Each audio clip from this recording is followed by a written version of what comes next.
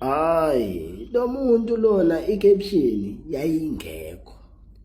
Wavani wangilahlela. Athi mengiqeda ngilahlela. Hey, ngizwa ngithola ama-call lana yabona kuyababazwa kwenziwani kwasho kwacima. Ngathi ngithi ngifonela yena. Ngene ezihlahleni. Ey, Cabanga uSibindi Khan decide uku-address indaba yakhe no-Fortune today. Cabanga uSibindi Khan decide ukuthi yena yazini I'll address the thing today, months later. Sesikhohle nokukhohlwa ukuthi konje uSibindi uke watrenda kuthiwa unentombi entsha kuthiwa ngu-Fortune, guys.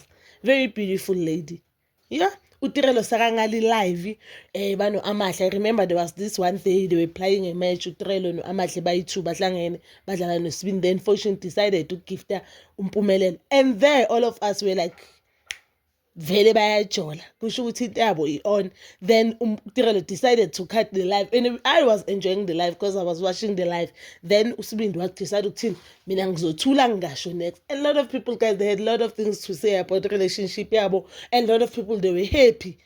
Guys, the allegations, they seemed like they were so true because there's a video Future ayenzile kuthiwa the top ayigcokile yakampumelelo anyeke izinto zifane kanje. Then Mpumelelo decided, you know what, ngizothula vele. One thing about Mpumelelo doesn't address some issues, and I guess into yakubo into abafundiswe yona, because izinto sizozithola on the next season of Izingane Ezesithembu or on the next season of Uthandwa Nesithembu. You will never hear Ubaba Msele addressing anything.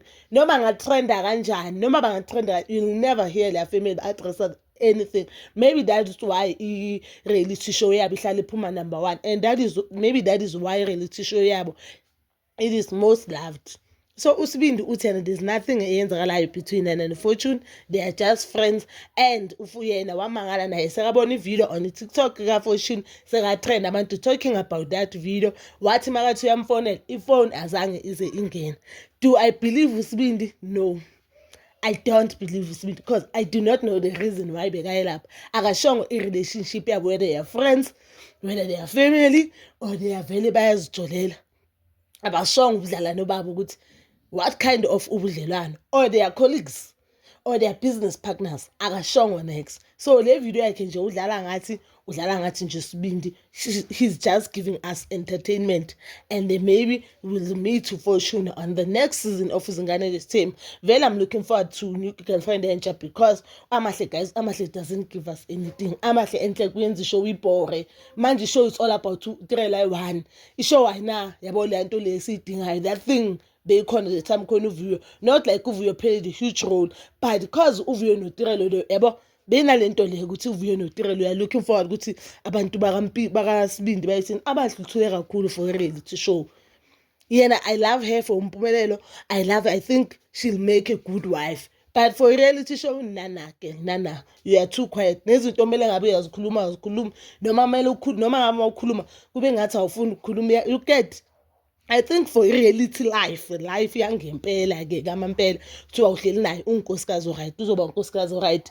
Not Tirelo ayi Tirelo man uyayimela kakhulu. I don't think it's what amanye amadoda ayifunayo, but mina as umuntu wala ekhaya, I think I'd be happy to have unkosikazi ofana noTirelo, umuntu omaziyo ukuthi umephi, umuntu okwazi ukuvoyisa ama-opinion wakhe nama-feelings wakhe. Not ukuthi ngihlale nomuntu ovuma yonke into, but Amahle seems like umuntu ovuma yonke into. I understand indaba yomendo, I understand that he's very traditional man, and I think he'll make a good wife for Mpumelelo, because that is what Mpumelelo ayifunayo, and that is what uMusamseleku ayifunayo enkosikazi. So I think uMusamseleku uzomjabulela umakoti ofana no Amahle, guys. But ke sesiyazi ukuthi Mpumelelo uthi yena bakangazi kwenzakalani that day, akazi nokuthi mhlambe etafuleni ufike kanjani, but I don't believe him.